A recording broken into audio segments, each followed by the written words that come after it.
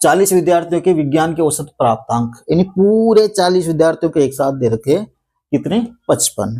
फिर आगे लड़कों का औसत 52, लड़कों के औसत प्राप्तांक भी दे रखे 52, फिर लड़कियों के औसत प्राप्तांक भी दे रखे 60।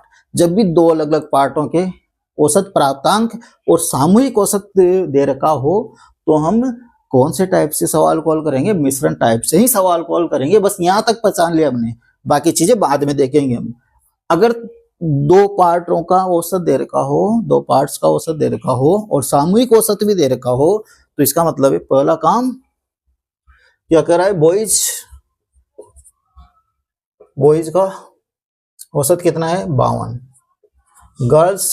गर्ल्स का औसत कितना है 60, और सामूहिक जो ऊपर दे रखा है 40 विद्यार्थियों के विज्ञान के औसत प्राप्तांक क्या है, सामूहिक औसत है, पूरी कक्षा का औसत है। तो सामूहिक औसत को कहाँ लिखते हैं हम, बीच में लिखते हैं।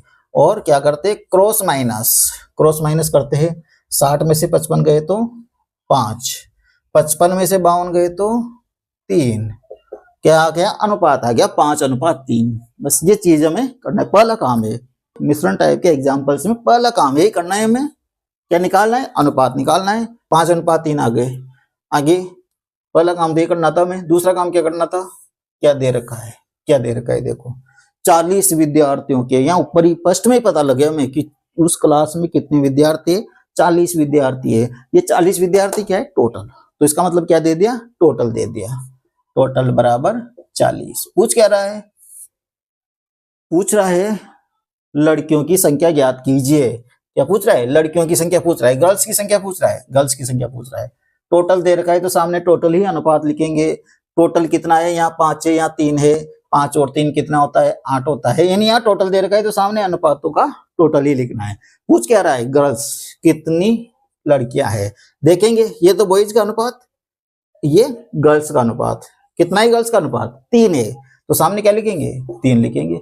सोल्व कैसे करेंगे, जो भी दे रखा है उसको यहाँ लिखेंगे बट्टे में, इसके सामने जो अनुपात दे रखा है उसको बट्टे में लिखेंगे, और इनटू में नीचे वाले फोल्डर के सामने जो दे रखा है उसको इनटू में लिखेंगे। हमेशा ऐसे ही करना है और हमारा आंसर आ जाएगा 40 में 8, 8 पंजे 40, 5 को 3 से गुणा किया 15, और ये हमारा आंसर आ गया 15। तो पहले वाला एग्जाम्पल हमने सोल्व कर लिया, समझ में आ गया होगा। नेक्स्ट दूसरा एग्जाम्पल देखते हैं।